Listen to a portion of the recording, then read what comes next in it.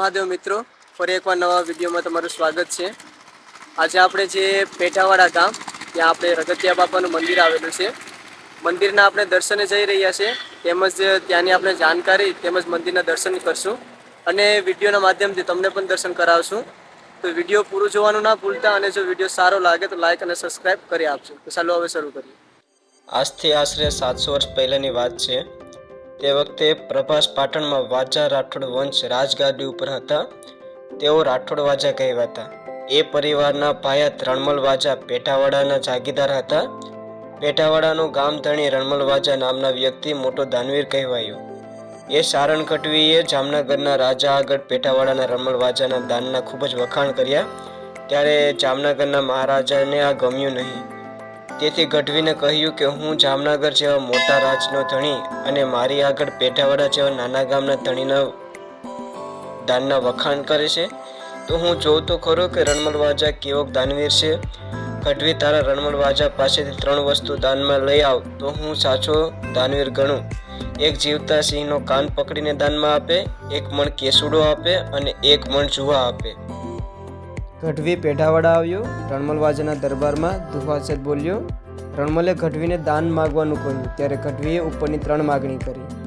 રણમલે ડાયરા વચ્ચે હા પાડી। ડાયરો વિખેરાયા પછી રાત્રિના રણમલને વિચાર આવ્યો કે દાન આપવાની તો હા પાડી દીધી, પરંતુ આ ઋતુમાં કેચુડો ન હોય અને જુવા અને સિંહ ક્યાંથી લાવી આપીશ?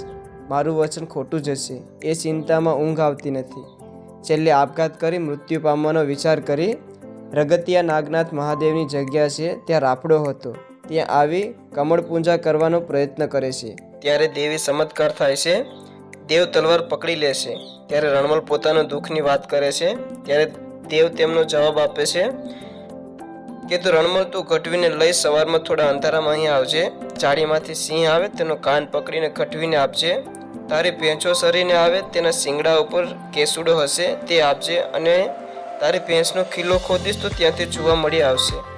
આ દેવવાણી પ્રમાણે રણમલને 3 વસ્તુનું દાન આપ્યું। રણમલની પત રાખી એટલે રણમલે વાજાએ ત્યાં રાફડાની જગ્યાએ મંદિર બંધાવ્યું।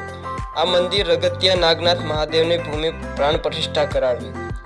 આ યાત્રિક યુગમાં પણ હજુ આ ભૂમિનો એવો પ્રતાપ છે, 1 માઇલમાં કોઈ પણ અકસ્માત કે માનવ હાનિ થતી નથી।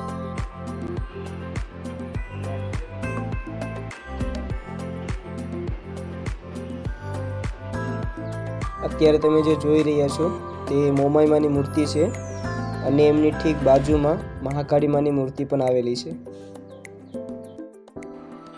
અહીંયા જે આપણે રગતિયા બાપા છે ત્યાં જૂનવાણી કૂવો છે, તો આપણે કૂવા પણ જોઈ લઈએ।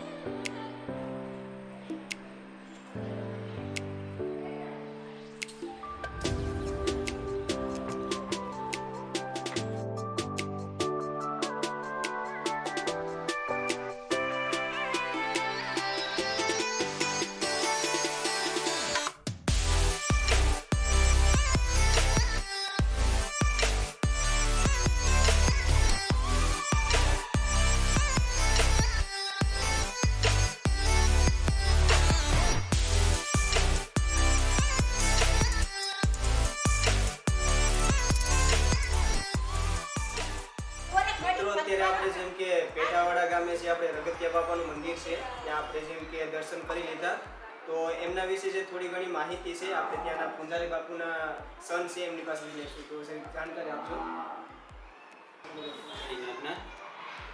આપણે રગતિયા દાદાનું મંદિર છે 500 થી 700 વર્ષ જૂનું છે, અને અહીંયા અનેક પ્રકારના શ્રદ્ધાળુઓ આવે છે। જેમ કે જે કોઈને પણ જે કોઈ તકલીફ હોય એ રગતિયા બાપા દૂર કરે છે। એનું ગમે એવું દુઃખ હોય એમાં પણ રગતિયા દાદા સહાય આપે છે। અને અહીંયા આપણે રગતિયા દાદાએ અનેક ખીચડીઓ આવે છે, જે કોઈ માનતા કરે એ પ્રમાણે અહીંયા ખીચડી કરવાની હોય। અને અહીંયા શ્રદ્ધાળુ છે બહુ દૂરથી પણ આવે છે, અને રગતિયા દાદાના પક્ષા બહુ વધારે છે। આપણે કે જોકે વેરાવળ હાઈવે ઉપર રગતિયા દાદાનું મંદિર આવેલું છે, અને આમ જોતા મોરડિયા ગામથી આ બાજુ 1 કિલોમીટર અને અંબુજાથી 2 કિલોમીટર થાય છે।